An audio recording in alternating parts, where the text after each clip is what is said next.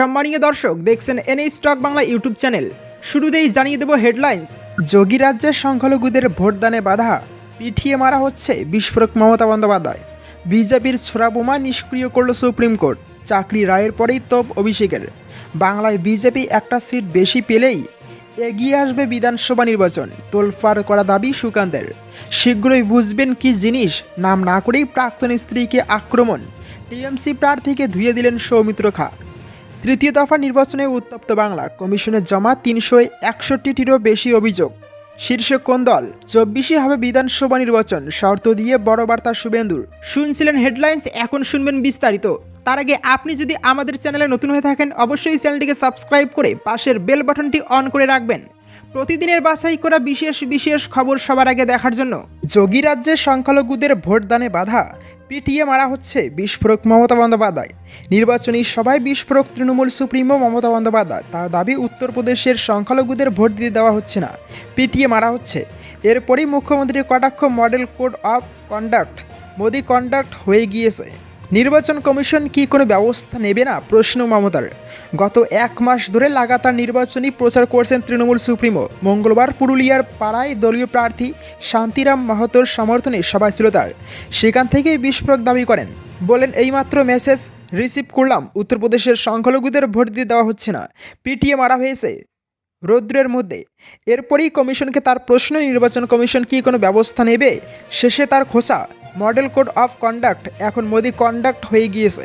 চাকরি বাতিল নিয়ে প্রধানমন্ত্রীকে তোপ দাগেন মমতা। এদিন প্রচার সভা থেকে তৃণমূল সভানেত্রীর তোপ, চাকরি খেয়ে মিথ্যা বলছেন মোদি। শুধু তাই নয়, রাজ্যের মুখ্যমন্ত্রীর দাবি 10 লক্ষ চাকরি তৈরি রয়েছে।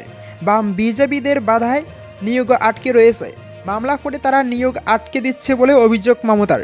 বিজেপির ছোড়া বোমা নিষ্ক্রিয় করল সুপ্রিম কোর্ট।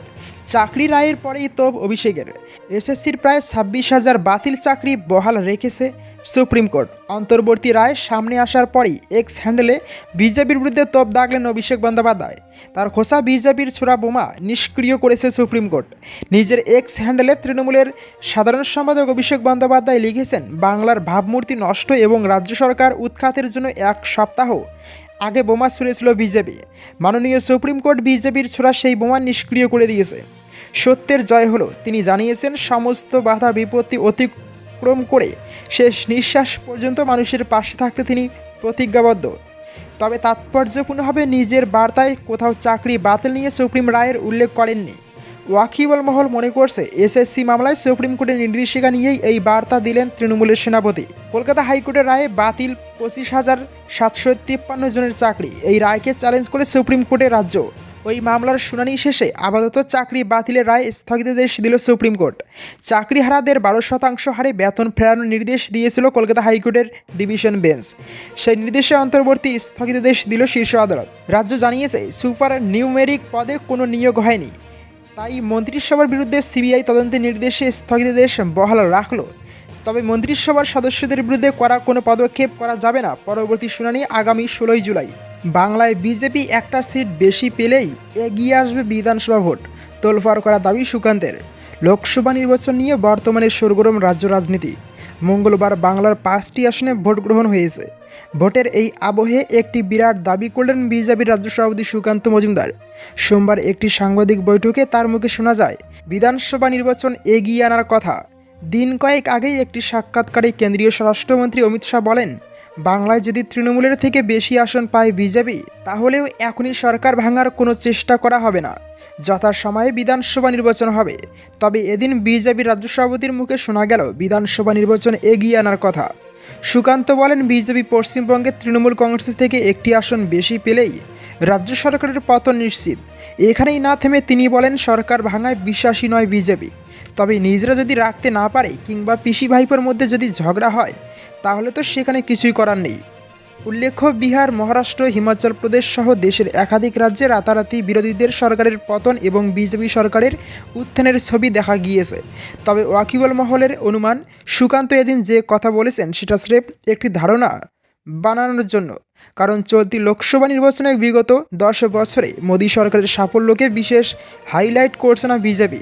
জাতীয় বিষয় আসলে কেউ খুব একটা ইস্যু করা হচ্ছে না। সেই কারণে অনুমান করা হচ্ছে বাংলায় মমতা বন্দ্যোপাধ্যায়ের সরকারের বিরুদ্ধে প্রতিষ্ঠান বিরোধিতাকে কাজে লাগাতে চাওয়া হচ্ছে। সেজন্যই সুকান্ত হয়তো বোঝাতে চাইলেন এই নির্বাচনও রাজ্য সরকারের বিরুদ্ধে জনাদেশ হয়ে উঠুক। বিধানসভা নির্বাচন এগিয়ে আনার কথা বলার পাশাপাশি এদিন সন্দেশখালী স্টিং বিতর্ক নিয়েও মুখ খোলেন বিজেপির রাজ্য সভাপতি সুকান্ত। বলেন, সন্দেশখালীর ওই ভিডিও ঠিক না, আর তর্কের খাতিরে যদি ধরেও নিই ওই ভিডিওটা ঠিক, তাহলেও কিন্তু ব্যাপারটা মিলছে না। 1000 মহিলা আদালত এবং সিবিআইয়ের কাছে হলফনামা দিয়ে জানিয়েছেন তাদের সঙ্গে কি ঘটেছে। তাহলে 1000 জন মহিলার কথা ধরবেন নাকি ওই একজনের কথা ধরবেন? শীঘ্রই বুঝবেন কি জিনিস।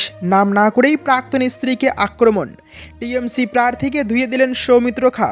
24 লোকসভা নির্বাচনে বিষ্ণুপুর কেন্দ্রের দিকে নজর থাকবে অনেকের। বিজেপির তরফ থেকে এই কেন্দ্রে দাঁড় করানো হয়েছে দলের হেভিওয়েট নেতা সৌমিত্র খাকে। গতবারও এই আসনে পাদ্য ফুটিয়েছিলেন তিনি, এবারও সেই গুরুদায়িত্ব তুলে দেওয়া হয়েছে তার কাঁধে। অন্যদিকে তৃণমূলের বাজি সৌমিত্রের প্রাক্তন স্ত্রী সুজাতা মণ্ডল।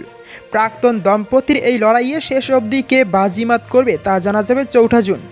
তবে এবার ভোটের আবহে নাম না করেই সুজাতাকে আক্রমণ করলেন সৌমিত্র খা। 19 লোকসভা নির্বাচনে বিজেপিকে জেতাতে জান লড়িয়ে দিয়েছিলেন সুজাতা। তৎকালীন স্বামী সৌমিত্রের হয়ে ভোট ময়দানে নেমেছিলেন তিনি। তবে গত 5 বছরে বদলেছে অনেক কিছু। সৌমিত্র সুজাতার সংসার ভাঙার পাশাপাশি দুজনের রাজনৈতিক দলও হয়েছে আলাদা। আজ একে অপরের প্রতিপক্ষ দুজনে। এবার তৃতীয় দফা নির্বাচনের দিন নাম না করেই প্রাক্তন স্ত্রী তথা প্রতিপক্ষকে আক্রমণ করলেন বিষ্ণুপুরের বিদায়ী সাংসদ। এখানেই না থেমে সৌমিত্র বলেন, অভিষেকের ছেলের সম্বন্ধে বলেছিল অভিষেক বন্দ্যোপাধ্যায়ের জিভ কেটে নিয়ে কুকুরকে খাওয়ানো হবে বলেছিল, যেটা আমি একজন রাজনীতিবিদ হিসেবে কখনো বলতে পারিনি। আজ তার বক্তব্য শুনে আমার হাততালি দেবেন? আমি শুধু একটা কথা বলি, সংখ্যালঘু সম্প্রদায়ের সম্বন্ধে আমি একটা কথা বলিনি। কিন্তু বিষ্ণুপুরে যিনি প্রার্থী হয়েছেন তিনি সংখ্যালঘু সম্প্রদায়ের সম্বন্ধে কি বলেছেন দেখেছেন? একটু বিবেককে জিজ্ঞেস করবেন কার জন্য ভোট দেবেন। কোনো তৃণমূল কংগ্রেস কর্মী দলীয় প্রার্থীর বাড়ি যায়, সেখানে গেলে সম্মান পায়? লাইভ চলাকালীন প্রশ্ন করেন সৌমিত্র। বিজেপি প্রার্থী বলেন, আজ জীবন দিয়ে লড়বেন বলছেন, জীবন দিয়ে করবেন বলছেন। আমি শুধু দেখছি, শীঘ্রই বুঝতে পারবেন সে কি জিনিস। আমি শুধু চাই বিষ্ণুপুর লোকসভা কেন্দ্রের উন্নয়ন, ঝগড়া করার জন্য নয়। এখানে অনেক কাজ করতে হবে। এরপর বিগত 5 বছরে বিষ্ণুপুর লোকসভা কেন্দ্রে কী কী উন্নয়ন হয়েছে সেই বিষয়ে কথা বলেন সৌমিত্র। বিজেপি প্রার্থী বলেন, আমি বিষ্ণুপুর লোকসভা কেন্দ্রে মানুষদের কাছ থেকে প্রচুর ভালোবাসা পেয়েছি। লাইভের মাঝে সাধারণ মানুষদের কাছে আশীর্বাদ চেয়ে নিয়েছেন সৌমিত্র খা। তৃতীয় দফা নির্বাচনে উত্তপ্ত বাংলা কমিশনে জমা 360টিরও বেশি অভিযোগ। শীর্ষে কোন দল? মঙ্গলবার পশ্চিমবঙ্গে তৃতীয় দফার লোকসভা নির্বাচন ছিল। বহরমপুর, মুর্শিদাবাদ সহ পশ্চিমবঙ্গের মোট 5টি কেন্দ্রে নির্বাচন ছিল এদিন। সকাল থেকে নানান বিক্ষিপ্ত অশান্তির খবর সামনে আসছিল। কোথাও ভুয়ো এজেন্টের অভিযোগ উঠেছিল, তো কোথাও আবার হাতাহাতিতে জড়িয়েছিলেন তৃণমূল নেতা এবং বিজেপি প্রার্থী। এবার জানা গেল বিকেল অবধি নির্বাচন কমিশনের কাছে 361টি অভিযোগ জমা পড়েছে। জানা যাচ্ছে লোকসভা নির্বাচনের তৃতীয় দফার বিকেল অবধি 4 কেন্দ্র মিলিয়ে কমিশনের কাছে মোট 361টি অভিযোগ জমা পড়েছে। দলগতভাবে জমা পড়া অভিযোগের সংখ্যা হলো 361টি। এর মধ্যে সবচেয়ে বেশি অভিযোগ জমা পড়েছে সিপিএমের তরফ থেকে, মোট 153টি অভিযোগ জানিয়েছেন তারা।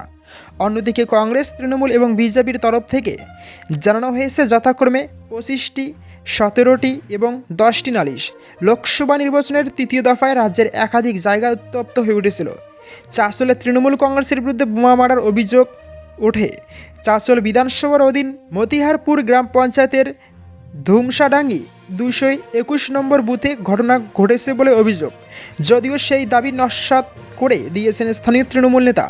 অন্যদিকে মালদহ দক্ষিণের অধীন সুজাপুর 9 মৌজা জুনিয়র গার্লস হাই মাদ্রাসার একটি বুথে আবার তৃণমূলের উপর হামলার অভিযোগ ওঠে। সেই বুথ থেকে তৃণমূল কংগ্রেসের এজেন্ট সহ 3 জন দলীয় কর্মীকে মারধর করা হয় বলে অভিযোগ। দাবি, আগ্নেয়াস্ত্র দেখিয়ে বাঁশ দিয়ে পেটানো হয়েছে তাদের। আহতদের হাসপাতালে ভর্তি করা হয়েছে। খবর কানে আসতেই ঘটনাস্থলে উপস্থিত হন মালদহ দক্ষিণের জোড়াফুল প্রার্থী শানওয়াজ আলী রায়হান। সব মিলিয়ে লোকসভা নির্বাচনে তৃতীয় দফার রাজ্যের একাধিক জায়গা বেশ উত্তপ্ত হয়ে উঠেছিল। তবে ইতিমধ্যেই সম্পন্ন হয়েছে ভোট গ্রহণ পর্ব, মাঝে 5 দিনের বিরতি। এরপর আগামী 13ই মে রয়েছে চতুর্থ দফা নির্বাচন। সেদিন কৃষ্ণনগর, রানাঘাট, বোলপুর, বীরভূম, বর্ধমান, পূর্ব বর্ধমান, দুর্গাপুর এবং আসানসোল ভোট রয়েছে। 24শে হবে বিধানসভা ভোট, শর্ত দিয়ে বড় বার্তা শুভেন্দুর। মার হবে এবারের নির্বাচন বুঝিয়ে দেব আমরা। দক্ষিণ 24 পরগনার মথুরাপুরে গিয়ে এমনটাই হুঁশিয়ারি দিলেন শুভেন্দু অধিকারী। এমনকি নাম না করে অভিষেক বন্দ্যোপাধ্যায়কে গ্রেপ্তার এবং মমতা বন্দ্যোপাধ্যায়কে প্রাক্তন করারও হুঁশিয়ারি দেন। জানিয়ে উত্তাল রাজ্য রাজনীতি। পাল্টা নন্দীগ্রামের বিজেপি বিধায়ককে আক্রমণ শানিয়েছে তৃণমূল কংগ্রেস। বিজেপি সন্ত্রাসের পরিবেশ তৈরি করতে চাইছে একাধিক ইস্যুকে সামনে রেখে। তবে স্থানীয় তৃণমূলের অন্যতম শক্তঘাঁটি মথুরাপুর লোকসভা কেন্দ্র। এবারে সেখানে তৃণমূল বাপি হালদারকে প্রার্থী করেছে, পাল্টা অশোক পুরকাইতকে প্রার্থী করেছে বিজেপি। এদিন সোমবার তার সমর্থনে সেখানে সভা করতে যান শুভেন্দু অধিকারী, আর সেখানে সভা থেকেই কড়া ভাষায় আক্রমণ শানান। একই সঙ্গে মথুরাপুর লোকসভায় বিজেপি প্রার্থীকে জেতানোর আহ্বান জানান। বলেন, আপনারা মথুরাপুর দিলে 26শে নয় 24শে বিধানসভার ভোট করাবো। এমনকি ভাইপোকে জেলে পুরে পিসিকে প্রাক্তন করারও হুঁশিয়ারি দেন। একই সঙ্গে মারেরও হুঁশিয়ারি দেন।